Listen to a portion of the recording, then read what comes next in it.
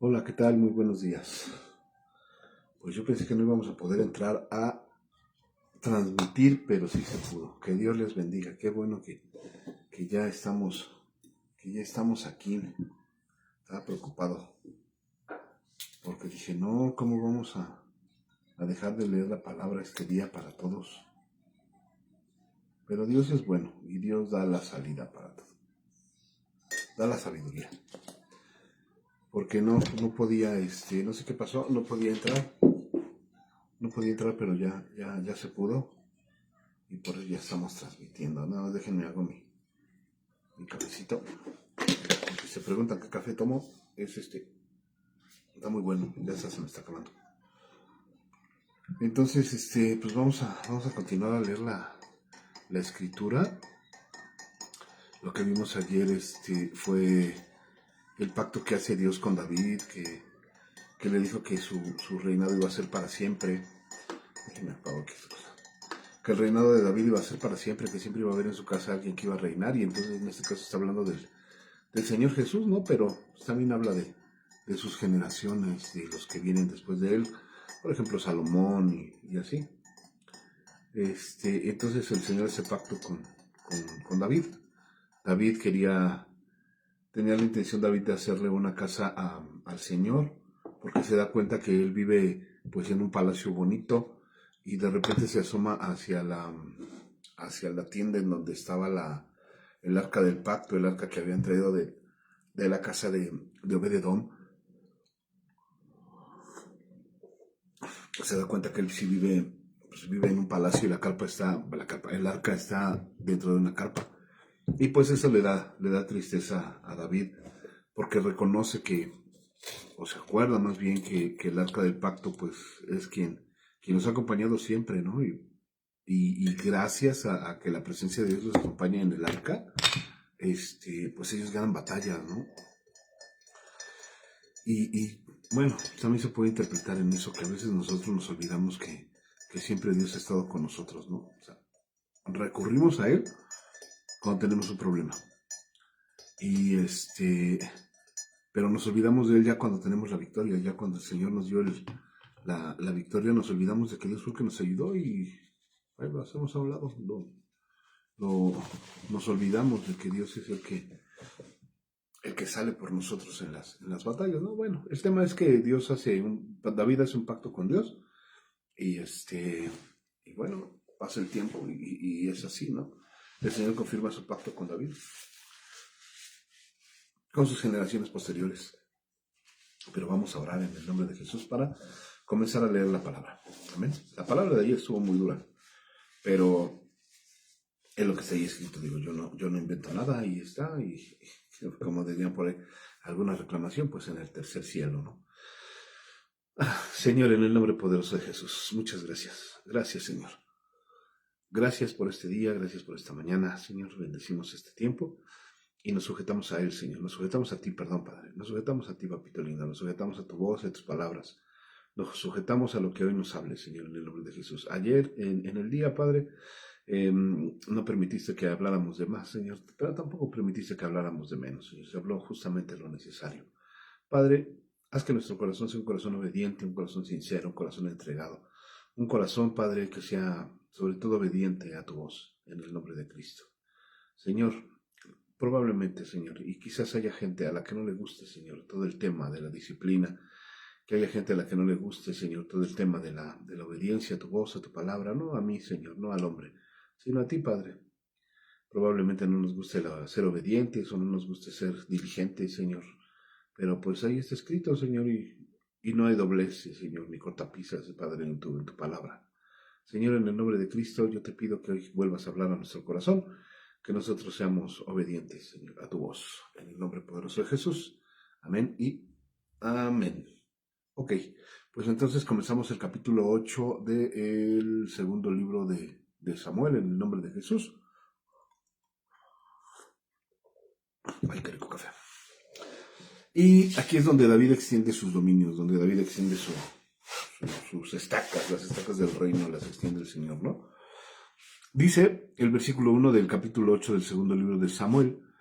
Después de esto, aconteció que David, después del pacto que hace con Dios, Después de esto aconteció que David derrotó a los filisteos y los sometió, y tomó David a Meteg Ama de mano de los filisteos. Derrotó también a los de Moab y los midió con cordel, haciéndoles tener por tierra, haciéndoles tender por tierra, y midió 2 cordeles para hacerlos morir y un cordel entero para preservarles la vida, y fueron los moabitas siervos de David y pagaron tributo. ¿Cómo lo dice la Nueva Traducción Viviente? Vamos a ver, porque puede parecer esto confuso. Vamos a ver si la NTV nos lo dice más claro. 1. Después de que David derrotó y sometió a los filisteos al conquistar Gad, su ciudad más grande, David también conquistó la tierra de Moab. Hizo que la gente se acostara en el suelo en una fila, y con una soga los midió y los separó por grupos. Ejecutó dos grupos por cada grupo que dejó con vida. Los moabitas, a quienes se les perdonó la vida, se convirtieron en súbditos de David y tuvieron que pagarles tributo. David también destruyó las fuerzas de Hadar-ezer, hijo de Rehob, rey de Sobá. Cuando Hadad-ezer marchó para fortalecer su control a lo largo del río Éufrates, David capturó 1,000 carros de guerra, 7,000 conductores de carros de guerra y 20,000 soldados de infantería. Les lició los caballos de tiro, excepto los necesarios para 100 carros de guerra. Cuando los arameos de Damasco llegaron para ayudar al rey Hadad-ezer, David mató a 22,000 de ellos. Luego puso varias guarniciones militares en Damasco, la capital aramea, y los arameos se convirtieron en súbditos de David y le pagaban tributo, así que el Señor le daba la victoria a David a donde quiera que iba.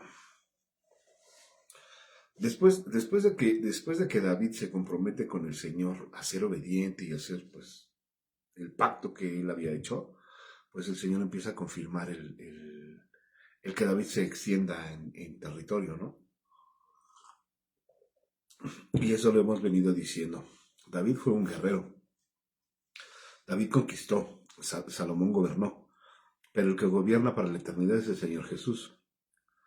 Pero en este punto vemos cómo David no era cruel. No era cruel, simplemente hacía lo que la voluntad de Dios decía que tenía que hacer. Por eso el Señor respondía tanto su llamado, respondía tanto y estaba con él, porque David era obediente, era un hombre obediente, era sincero, él no hacía de más, él no hacía cosas que Dios no le mandaba que hiciera. David lo hacía porque Dios le indicaba cómo tenía que hacer las cosas, entonces por eso él iba extendiéndose. Esta es una regla de oro: obediencia, extensión, obediencia, extensión.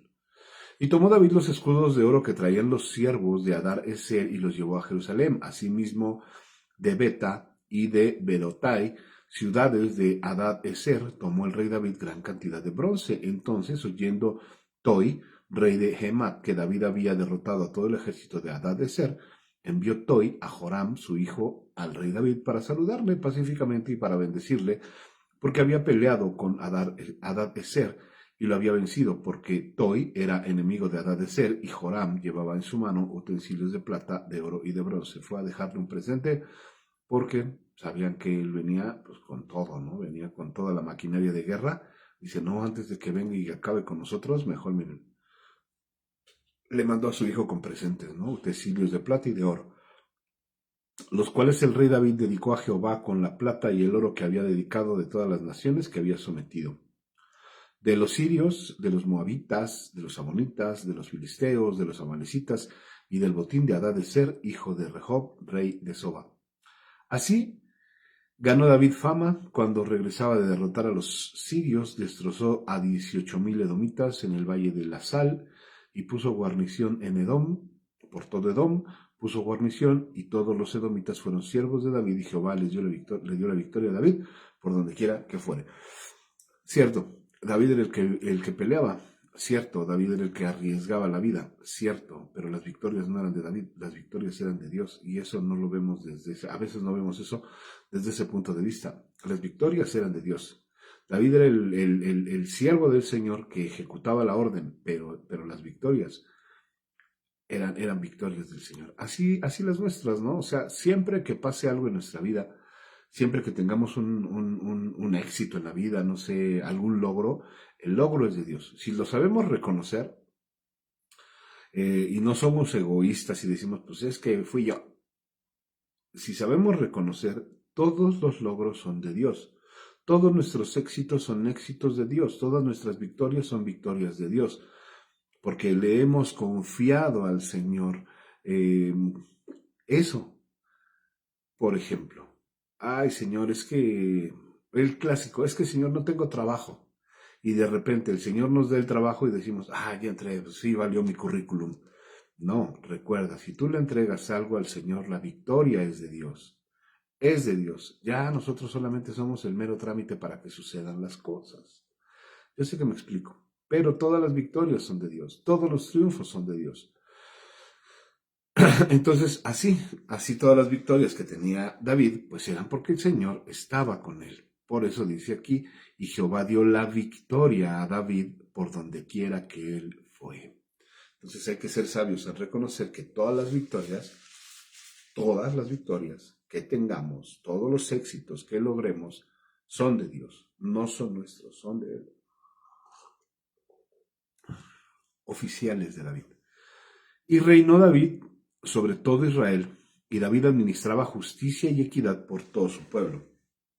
Era David el rey. Ya no había jueces, ahora el que impartía la justicia era... Perdón, disculpen. La justicia la impartía David. Ya no había jueces, se había acabado el tiempo de los jueces. Y ahora había un rey, el primer rey que se nombra pues fue Saúl y después siguió David. Entonces, y reinó David sobre todo Israel y David administraba justicia y equidad a todo su pueblo. Joab, hijo de Sarbia, era general de su ejército y Josafat, hijo de Ahilud, era cronista, o sea, él iba escribiendo. Ahilud iba escribiendo todo lo que pasaba en el reino de David. Sadoc, hijo de Aitob, y Ahimelech, hijo de Abiatar, eran sacerdotes. Serías era escriba, también otro que estaba escribiendo. Benaya, hijo de Joiada, que estaba sobre los cereteos, y peleteos, y los hijos de David eran los príncipes. Tenía bien organizado el reino David, bien organizado. Él era el que impartía la justicia, él era lo que se hacía en el pueblo, con equidad, todo justamente, bajo la orden de Dios. Y así tenía a gente que escribía, tenía jefes de ejércitos, tenía sacerdotes, o sea, su reino estaba bien establecido, estaba funcionando como maquinita de reloj, estaba bien. Tenía en orden su casa.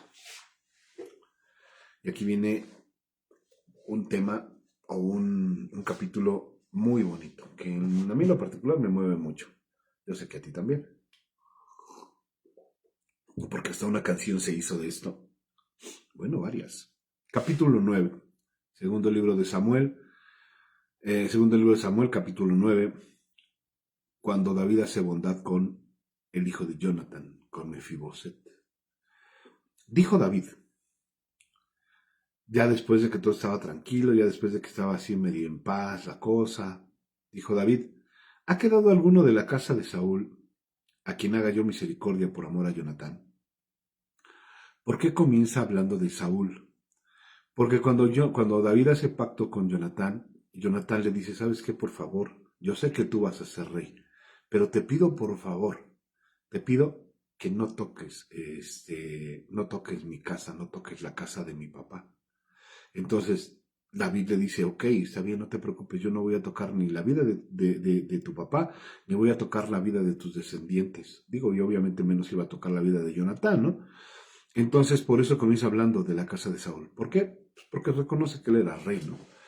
Y pregunta si ¿ha quedado alguno? ¿Ha quedado alguien? ¿Se encuentra con vida alguien de la casa de Saúl a quien haga yo misericordia por amor a Jonatán? O sea, por el pacto que hicimos. ¿Hay alguien todavía por ahí? Y había un siervo de la casa de Saúl que se llamaba Siba. Todavía había alguien de los que habían servido a Saúl que estaba con vida, se llamaba Siba, y lo llamaron. Dice, a ver, tú trabajaste con Saúl, tú sabes qué onda con su vida, tú sabes qué onda con él, tú sabes en dónde dónde quedó su familia, los pocos que quedaron o el que haya quedado. Manda a llamar a Siba, porque otra vez Siba había servido en la casa de Saúl. Lo llamaron y el rey David le preguntó, ¿eres tú Siba? O sea, ¿tú eres Siba? Y él respondió, sí, soy Siba, soy tu siervo. Y el rey le dijo, no ha quedado nadie de la casa de Saúl a quien haga yo misericordia de Dios. O sea, se acordó David, se acordó David que tenía que hacer misericordia con el que quedara de la casa de Saúl, descendencia de Saúl, por amor a Jonatán. Y Siba respondió al rey, pues sí, aún queda un hijo de Jonatán. E híjole, imagínense el impacto que tuvo David al escuchar que quedaba un hijo de su amigo, de Jonatán. Aún queda un hijo de Jonatán, lisiado de los pies. Acuérdense que cuando mataron a Saúl y a Jonatán, llega la noticia hasta donde estaba la nodriza del hijo estaba la nodriza con el hijo de Jonatán, con Mefiboset. Entonces, como llega la noticia, ella pensaba, y todos los de ahí pensaban que los iban a matar. Ella toma al niño, no lo agarra bien, y el niño se le cae con las piernitas, y las piernitas se le destrozan, ¿no? En lo que decíamos hace un rato, lo que decíamos ese día, es que Mefiboset, él no tuvo la culpa de haber nacido así, él nació bien. El tema fueron las circunstancias. Fueron las circunstancias por las que él quedó lisiado de sus piernas, y no fue su culpa, vaya, fue culpa de la nodriza. Y a veces nos pasa así, ¿no? Nosotros nacemos bien, nacemos con un destino, bien, vaya, pero las circunstancias son las que nos van cambiando, ¿no? No estoy hablando de cuando éramos niños, estoy hablando de este tema de ahorita, de nuestra edad ya madura, adulta.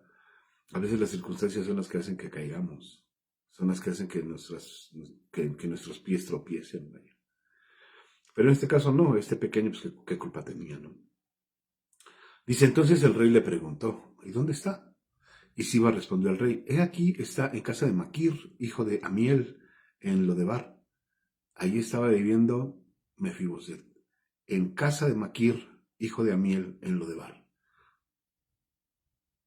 Entonces envió el rey David y le trajo de la casa de Maquir, hijo de Amiel, de Lodebar. Lodebar era una tierra seca, era una tierra árida, una tierra en que no producía mucha cosecha ni muchos frutos, nada. Lodebar era una tierra así, o sea, una tierra estéril, por decirlo de alguna manera. De ahí trajo a Mefiboset. Y vino Mefiboset, hijo de Jonatán, hijo de Saúl, a David, y se postró sobre su rostro e hizo reverencia, y dijo David, Mefiboset. Y él respondió, Mefiboset le contesta, he aquí tu siervo. Y le dijo David, no tengas miedo, no tengas temor, porque yo a la verdad haré misericordia contigo por amor de Jonatán tu padre, y te devolveré todas las tierras de Saúl tu padre, y tú comerás siempre a mi mesa. Estaba lisiado. El estar lisiado, pues obviamente le provocaba una tristeza, porque decía, ¿qué onda? ¿Cómo me mantengo? ¿Quién va a ver por mí cuando yo sea grande? ¿Quién me va a ayudar cuando ya no pueda? Cuando ya sea anciano, ¿quién me va a ayudar? O sea, le provocaba mucha tristeza probablemente a Mefiboset, y eso le llenaba la cabeza de incertidumbre, ¿no? Estaba triste. Entonces, se acuerda David, lo manda a llamar y le dice, mira, por amor a Jonatán, que fue mi amigo, yo te voy a devolver todas las tierras que se te quitaron, todo lo que se te arrebató, te lo voy a quitar. Todo lo que se le arrebató a tu padre, pues yo te lo voy a quitar, yo soy el rey. Y Dios es así con nosotros, ¿no? Como les decía, a veces nosotros no somos culpables de las circunstancias por las que estamos viviendo, o sí, pero por lo regular, pues son cosas que se vienen arrastrando con los círculos de la vida, ¿cómo le llaman? Se me fue la palabra. Pues sí, que venimos arrastrando ya con los círculos de la vida, que venimos arrastrando, las maldiciones generacionales, que se vienen arrastrando por culpa de otros, ¿no? O sea, yo qué culpa tengo, por decirlo así, yo no sé, pero estoy suponiendo. Por ejemplo, yo qué culpa tengo de lo que haya hecho mi bisabuelo, ¿no? O de lo que haya hecho mi tatarabuelo, o incluso de lo que haya hecho mi padre. Yo, pues, no tengo la culpa. Simplemente cuando yo reconozco que soy débil y soy incapaz de seguir adelante por mi propia cuenta, pues me tengo que acercar a Dios y decirle, ¿sabes qué? Pues es que lo que hayan hecho ellos, pues yo no soy responsable, pero sí tenemos que estar en cuenta que el único que puede librarnos de todo eso, pues es Dios. Él es el único. Entonces, Dios se va a acordar de nosotros siempre y cuando tengamos un corazón del que sea digno de ser recordado por Dios. Debemos de tener un corazón que sea digno de ser recordado por nuestro Padre. Entonces dice, ¿sabes qué? Pues te voy a regresar todo, se te va a regresar todo. Y él inclinándose dijo, Mefiboset se inclinó y le dijo, ¿quién es tu siervo? O sea, ¿quién soy yo? Para que mires a un perro muerto como yo. ¿Quién soy yo? O sea, yo soy un simple lisiado, yo eh, no valgo nada. ¿Quién soy yo? Y esta comparación que hace con un perro a mí me duele. Dice, ¿quién es tu siervo para que mires a un perro muerto como yo? Porque a veces, bueno, hablando de manera natural, no vemos a un perrito y le decimos, échenle cal, o háganlo a un lado nada más para que no estorbe. Así se compara a este Mefiboset. Se menosprecia. Tanto valor que tenía él, no por ser hijo de Jonatán y por ser nieto de un rey, sino se menosprecia cuando ve su condición. Y bueno, a veces también nosotros nos menospreciamos al ver nuestra condición de pecado, ¿no? No, pues Dios no me va a hacer caso. ¿Quién soy yo? Si yo soy bien pecador, yo soy bien pecador, yo sigo fallando y yo sigo fallando y yo sigo fallando. Pues no menosprecies esa condición y en lugar de estarte quejando o sea, en lugar de estarnos quejando de que somos pecadores y pecadores y pecadores, pues mejor hay que tomar las riendas de nuestra vida y encaminar nuestros pasos a Dios y decirle, Señor, sí, yo sé que soy pecador, pero ya no quiero pecar. Yo quiero que tú, más bien que tú tomes las riendas de mi vida, que tú tomes el control de mi vida, Señor, porque yo no puedo. Estoy incapacitado, soy un lisiado para poder llevar mi vida bajo mi control. Mejor, Señor, toma tú el control. Por eso se hace esa comparación, se menosprecia y dice, pues sí, o sea, él está viendo de manera natural, nosotros lo estamos viendo de manera espiritual, que vienen ligados, ¿no? Entonces el rey llamó a Siba, siervo de Saúl, y le dijo, todo lo que fue de Saúl y de toda su casa, yo lo he dado al hijo de tu señor. Dice, primero le serviste a Saúl, ahora le vas a servir a Mefiboset. Primero le serviste al rey, ahora le vas a servir a su nieto. Por eso le dice, yo le he dado al hijo, dice, todo lo que fue de Saúl y de su casa, y de toda su casa, yo lo he dado al hijo de tu señor. Tú, pues, le labrarás la tierra, tú con tus hijos y tus siervos, y almacenarás los frutos, para que el hijo de tu señor tenga pan para comer. Pero Mefiboset, el hijo de tu señor, comerá siempre a mi mesa. Y tenía Siba 15 hijos y 27 siervos. Todos ellos iban a servir a la casa de Mefiboset. Todos ellos iban a sembrar sus tierras y a cosechar sus frutos, a almacenar sus frutos. Sin embargo, Mefiboset siempre iba a estar sentado en la mesa de David. Entonces dice que tenía Siba 15 hijos y 20 siervos. Y respondió Siba al rey, conforme a todo lo que ha mandado mi señor el rey a su siervo, así lo hará tu siervo. Mefiboset dijo al rey, Mefiboset, dijo el rey, comerá a mi mesa como uno de los hijos del rey. ¿Y cómo nos hace sentar el Señor con él a su mesa cuando nos arrepentimos de corazón? Y cuando llegamos humillándonos, como llegó humillándose Mefiboset delante de la presencia de David. Y esta es también una llave de oro, una clave de oro. Cuando llegamos con nuestras incapacidades morales, cuando llegamos con nuestras incapacidades morales delante de la presencia del Señor, nos ponemos rostro a tierra, doblamos nuestras rodillas, con nuestras piernas lastimadas, con nuestras piernas dolidas de tanto caer y de tanto caer, y llegamos incapacitados espiritualmente. Y le decimos al Señor, Señor, mira, si he hallado o si puedo hallar misericordia delante de ti, aquí estoy, Señor. No le pidas, porque Mefiboset no pidió nada.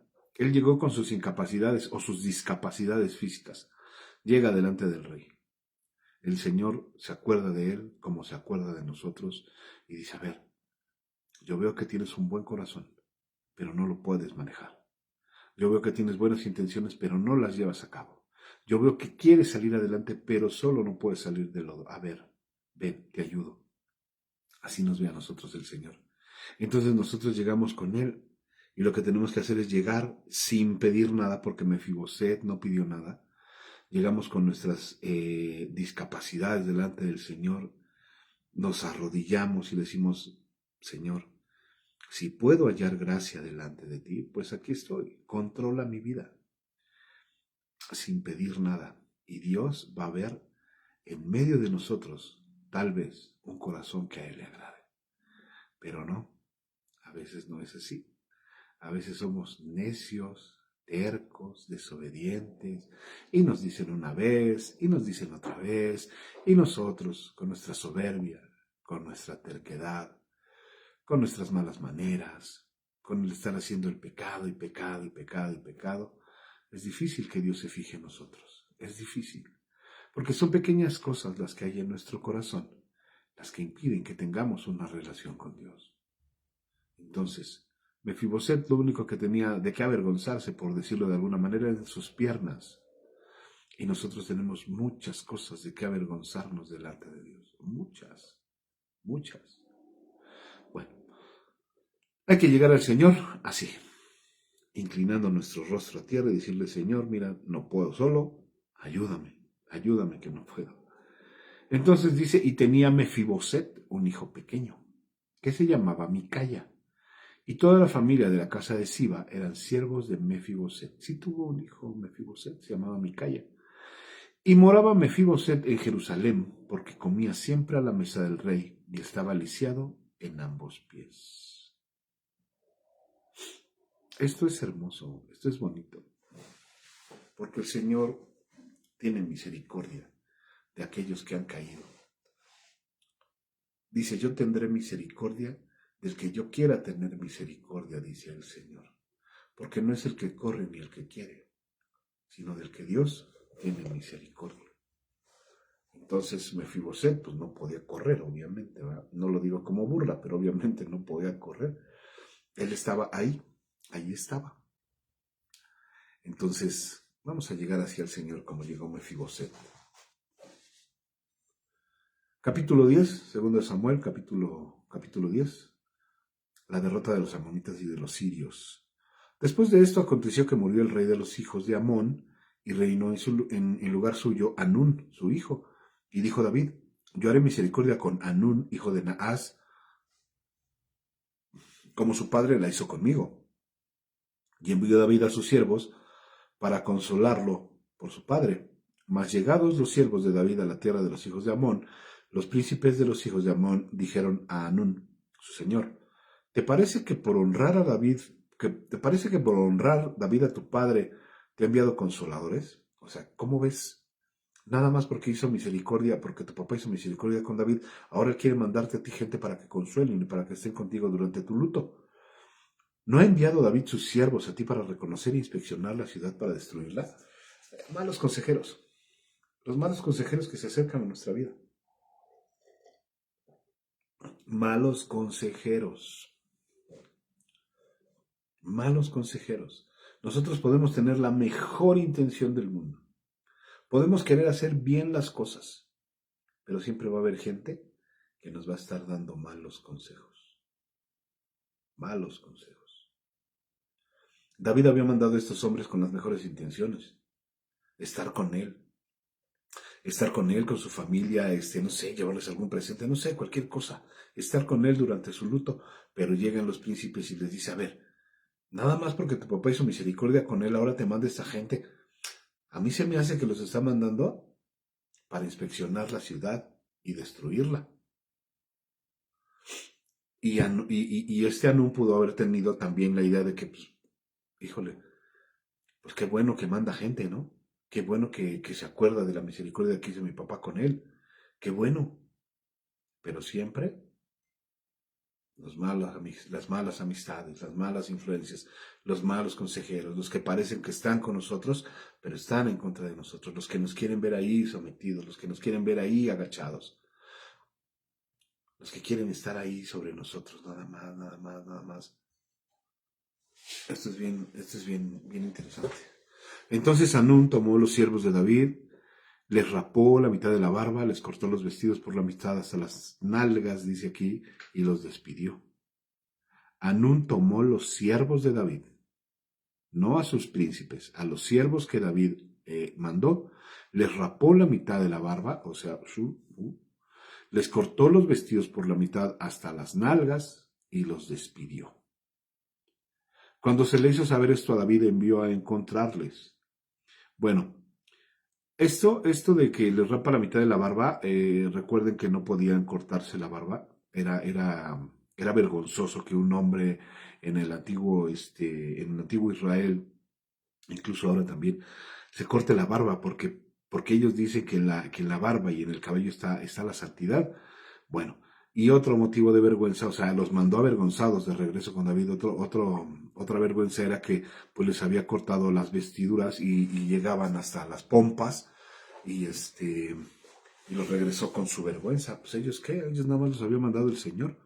Los había mandado su Señor, los había mandado David, pero los regresa este hombre, Anún, los regresa con toda la vergüenza del mundo. Véanlos, véanlos cómo van. Van mostrando las pompas y ya no tienen barba. Esto es motivo de predicación, ¿eh? Cuando se le hizo saber esto a David, envió a encontrarles porque ellos estaban en extremo avergonzados. Tenían vergüenza de que los vieran, pues ahora sí que con las pompas al aire y sin barba, con la mitad de la barba, ¿no? Y el rey mandó que les dijeran, quedaos en Jericó hasta que os vuelva a nacer la barba y entonces vuelvan. Y viendo los hijos de Amón que se habían hecho odiosos a David, enviaron los hijos de Amón y tomaron a sueldo a los sirios de Bet-Rehob y a los sirios de Soba, 20,000 hombres de a pie, del rey de Maaca, 1,000 hombres, y de lo... Una vez más. Y viendo los hijos de Amón, los de este Anún, que se habían hecho odiosos a David, pues sí, cómo no, pues les regresan a los hombres y les los regresan medios encuerados y sin barba, enviaron a los hijos de Amón y tomaron a sueldo a los sirios de Bet-Rehob, a los sirios de Soba, 20,000 hombres de a pie, del rey de Maca, 1,000 hombres, y de los de Is-Tob, 12,000 hombres. Cuando David oyó esto, escuchó que se estaban armando, que se estaban fortaleciendo, envió a Joab con todo el ejército de los valientes. Y saliendo los hijos de Amón, se pusieron en orden de batalla a la entrada de la puerta, pero los sirios de Soba, de Rehob, de Is-Tob y de Maaca estaban aparte en el campo.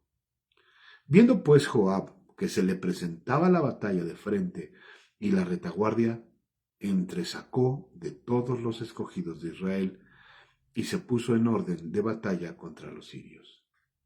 Entregó luego el resto del ejército en manos de Abisai su hermano y lo alineó para encontrar a los amonitas. Y dijo, si los sirios pudieran más que yo, tú me ayudarás, y si los hijos de Amón pudieran más que tú, yo te ayudaré. Esfuérzate y esforcémonos por nuestro pueblo y por las ciudades de nuestro Dios, y haga Jehová lo que bien le parezca. Y se acercó Joab y el pueblo que con él estaba para pelear contra los sirios, mas ellos huyeron delante de él. Entonces los hijos de Amón, viendo que los sirios habían huido, huyeron también ellos delante de Abisai y se refugiaron en la ciudad.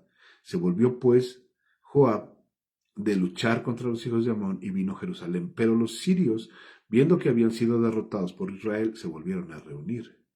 Y envió a Hadad-Ezer e hizo salir a los sirios que estaban al otro lado del Éufrates, los cuales vinieron de Elam, llevando por jefe a Sobac, general del ejército de Hadad-Ezer. Y cuando fue dado aviso a David, reunió a todo Israel y pasando el Jordán, vino a Elam y los siervos se pusieron en orden de batalla contra David y pelearon contra él. Mas los sirios huyeron delante de Israel y David mató de los sirios a la gente de 700 carros y 40,000 hombres de a caballo. Hirió también a Sobac, general del ejército, quien murió allí. Y viendo pues todos los reyes que ayudaban a Hadadezer cómo habían sido derrotados delante de Israel, hicieron paz con Israel y lo volvieron a servir, y de allí en adelante los sirios temieron ayudar más a los hijos de Amón. ¿Y todo por qué se originó? Toda esta batalla, todas estas muertes, todo esto, ¿por qué se originó? Por un chisme. Por un chisme. ¿Por qué, pastor? Porque muere el rey de los hijos de Amón. El mismo rey que tuvo misericordia con David. La intención de David era ir a ofrecer duelo. Le mandó 10 personas al hijo de Amón. Ofrecer duelo. No era otro tema, no era te vengo a conquistar, te vengo a robar. Era eso. estos hombres, los príncipes de ahí de Amón, van con el hijo que queda, con el hijo y dice, ¿sabes qué? Pues mira, ahí están los de David. Según ellos vienen a estar contigo en tu duelo, pero pues no, a mí se me hace que vienen a ver la tierra para conquistarla. ¿Cuál?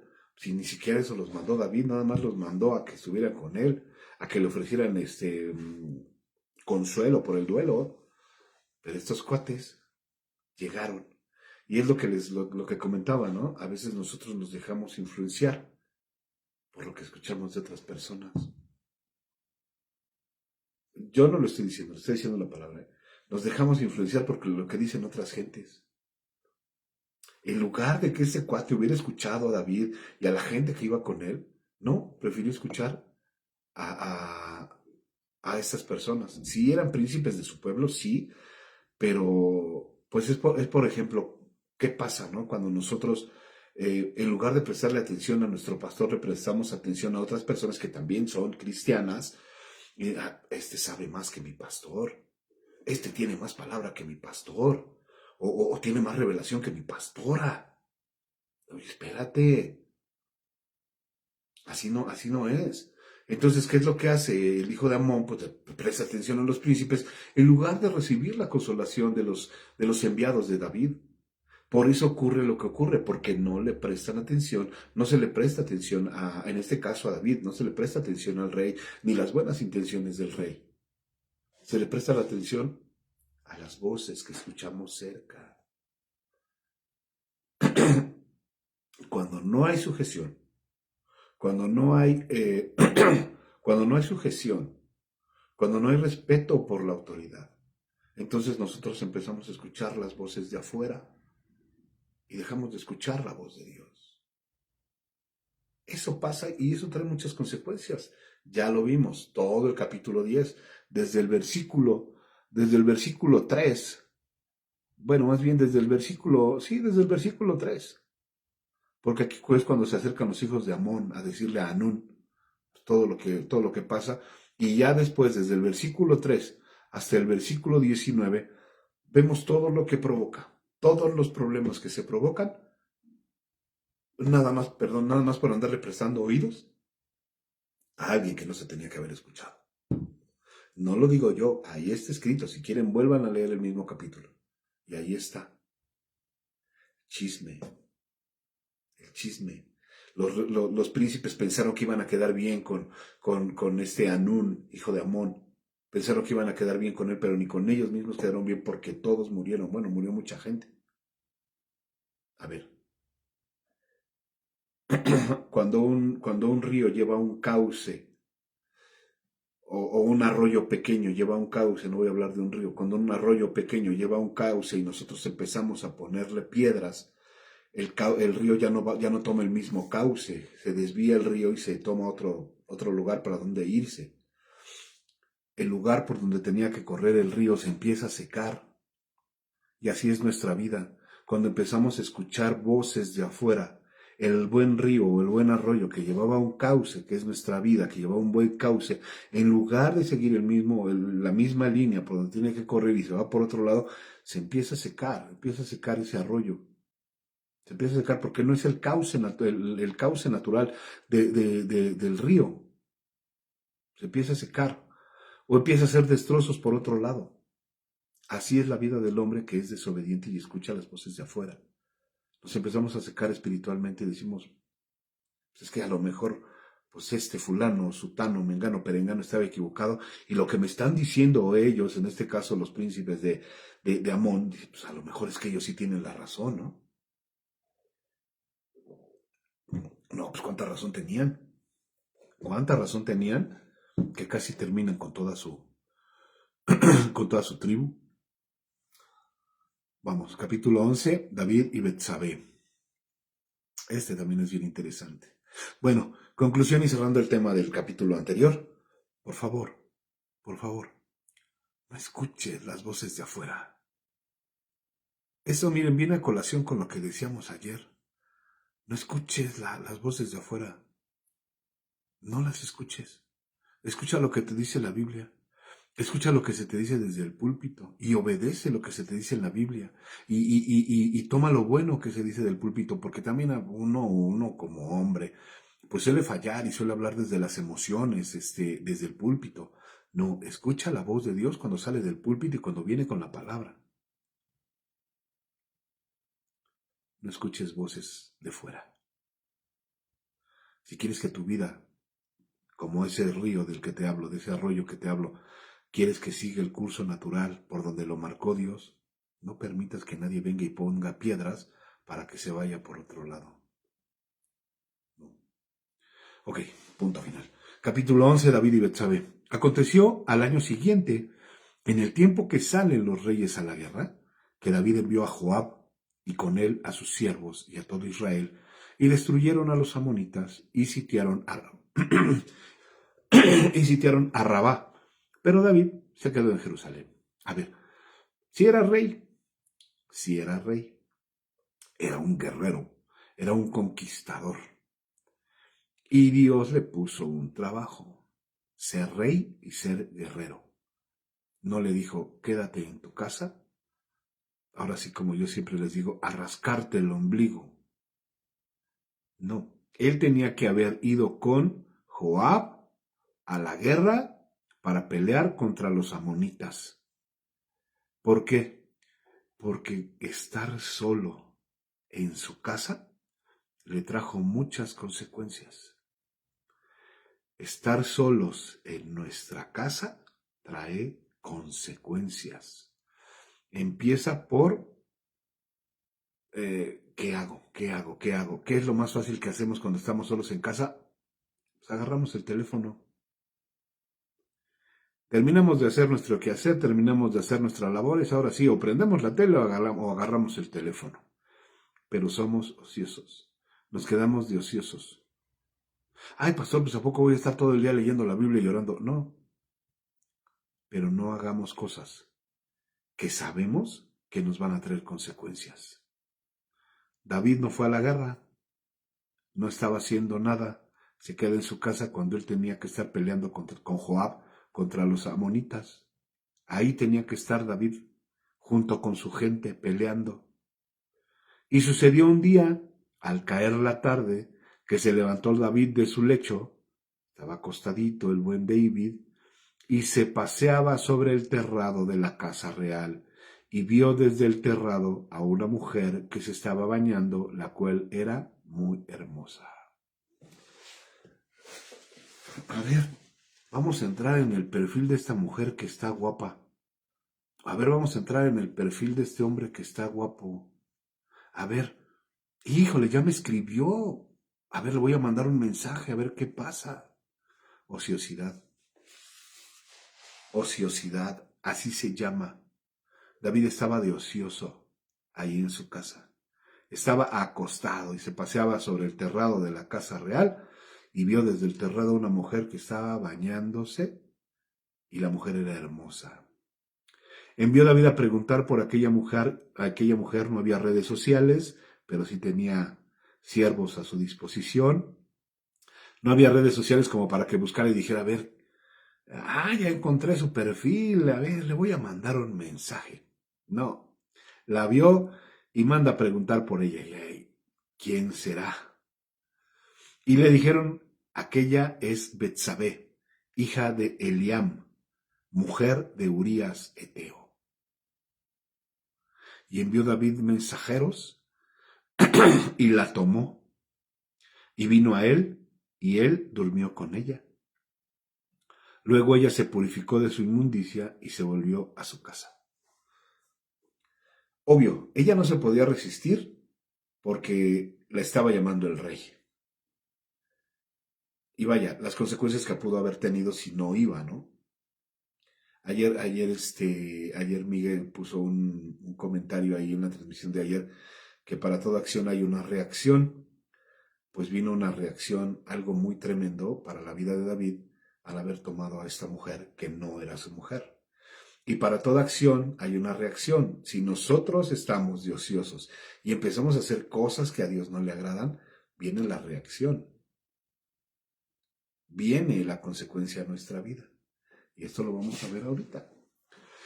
Y envió David mensajeros y la tomó y vino a él y él durmió con ella y luego ella se purificó de su inmundicia, y se volvió a su casa. Y la concibió la mujer y envió a hacerlo saber a David diciendo, estoy encinta. Cuando dice que se purificó de su inmundicia, es decir, que ella estaba en su tiempo de menstruación. Por eso en el Antiguo Testamento y la palabra dice que son como trapos de inmundicia. La inmundicia, así lo dice la Biblia, y esa es la interpretación, es cuando las mujeres estaban en su periodo menstrual. Entonces ella estaba en su periodo menstrual y dice, y concibió la mujer y envió a hacerlo saber a David diciendo, estoy encinta. Entonces David envió a decir a Joab, envíame a Urías Eteo, y Joab envió a Urías a David. Qué certero es el David. Con una vez ella quedó encinta. Tema aparte. Entonces David envió a decir a Joab, envíame a Urías Eteo, y Joab envió a Urías a David. Cuando Urías vino a él, David le preguntó por la salud de Joab, y por la salud del pueblo, y por el estado de la guerra. A ver, ¿cómo le digo que su mujer está embarazada por mi culpa? Así estaba David. Lo manda a llamar. Le pregunta por la salud de Joab. Joab era el jefe de los ejércitos de David. Le pregunta por cómo está el pueblo, cómo está el ejército y cómo va la guerra. A ver, ¿cómo van? Después dijo David a Urías, mira, desciende a tu casa y lava tus pies. Y saliendo Urías de la casa del rey, le fue enviado presente de la mesa real. Mas Urías durmió a la puerta de la casa del rey con todos los siervos de su señor y no descendió a su casa. ¿Qué pretendía David? Quizás que este Urías, con tanto tiempo que había andado en la guerra, pues tuviera relaciones con su esposa y decir, pues entonces el hijo que espera es mío. Probablemente pensó eso David, ¿no? Tenerlo en la mente y decir, pues ya, me voy a librar, miren, yo como Pilato me voy a lavar las manos. Bueno, todavía no nacía Pilato. Yo, miren, me lavo las manos y el hijo es de Urías, no es mío. E hicieron saber esto a David, diciendo, Urías no ha descendido a su casa. Y dijo David a Urías, a ver, no has venido de camino, no regresaste. ¿A qué regresas? Bueno, entonces me mandaste llamar, ¿no? ¿Por qué pues no descendiste a tu casa? Y Urías respondió a David, a ver, el arca e Israel y Judá están bajo tiendas y mi señor Joab y los siervos de mi señor en el campo. ¿Y había yo de entrar en mi casa para comer y beber y dormir con mi mujer? Por vida tuya y por vida de tu alma, que yo no haré tal cosa. O sea, estoy viendo que la gente está en la guerra. Estoy viendo que el arca del Señor está bajo tiendas. Estoy viendo que Joab está allá, mi jefe, el jefe del ejército donde yo estoy, está en la guerra. ¿Cómo voy a ir yo a mi casa a comer, a beber y a estar con mi esposa? No, yo soy un hombre responsable y sé lo que tengo que hacer. Y David dijo a Urías, quédate aquí aún hoy y mañana te despacharé. Y se quedó Urías en Jerusalén aquel día y el siguiente. Y David le convidó a comer y a beber con él hasta embriagarlo, y él salió a la tarde a dormir en su cama con los siervos de su señor, mas no descendió a su casa. Venida la mañana escribió David a Joab una carta, la cual envió por mano de Urías. Y escribió en la carta diciendo, poned a Urías al frente en lo más recio de la batalla y retiraos de él para que sea herido y muera. Así que lo pusieron en medio de la guerra para que no hubiera flecha que no diera en el blanco. Ahí lo puso. Cuando esté en medio de toda la guerra, de toda la bronca, de todos los pleitos, ábranse para que lleguen y lo maten.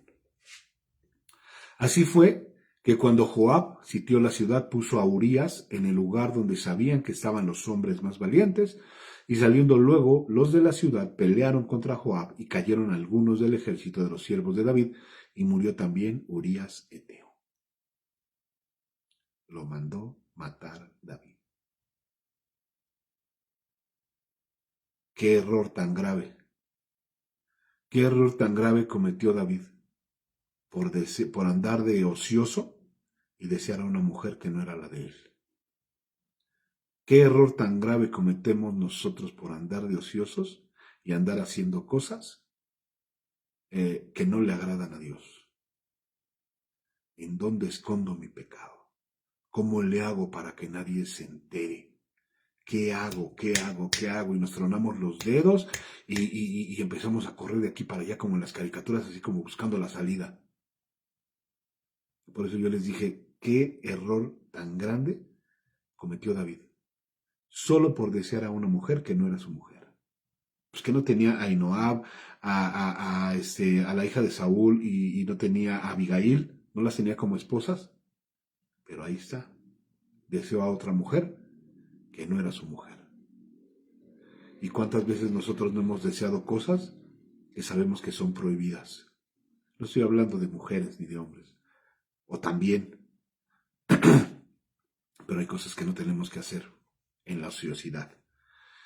Y saliendo luego, los de la ciudad pelearon contra Joab y cayeron algunos del ejército de los siervos de David y murió también Ugías eteo. Entonces envió Joab e hizo saber a David todos los asuntos de la guerra y mandó al mensajero diciendo, cuando acabes de contar al rey todos los asuntos de la guerra, si el rey comenzara a enojarse y te dijere, ¿por qué os acercasteis demasiado a la ciudad para combatir? ¿No sabíais lo que suelen arrojar desde el muro? ¿Quién hirió a Abimelech, hijo de Jerobal? ¿No echó una mujer del muro un pedazo de rueda de molino y murió en Tebes?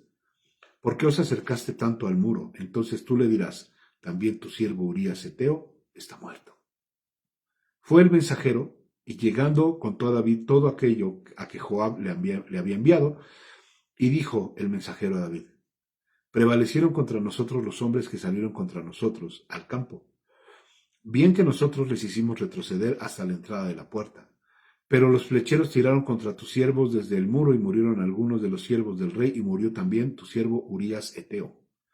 Y David dijo al mensajero, así dirás a Joab, no tengas pesar por esto, porque la espada consume. Porque la espada consume. Ora a uno, ora a otro, refuerza tu ataque contra la ciudad hasta que la rindas y te alientes. Pero fíjense lo que está diciendo aquí David, Si no tengas pesar, no te preocupes, porque la espada consume. La espada consume. Interprétalo de manera espiritual. La Biblia, que es la espada, consume y derrota. Estas palabras que estaba diciendo David, no es que se fueran a volver en su contra, sino que estas mismas palabras le van a hacer mella en la mente y en el corazón a David tiempo después. Porque después pasan cosas en la vida de David que dice, híjole, la espada consume, ora a uno, ora a otro. Refuerza tu ataque contra la ciudad hasta que la rindas, y tú aliéntale. Oyendo la mujer de Urías que su marido Urías era muerto, hizo duelo por su marido.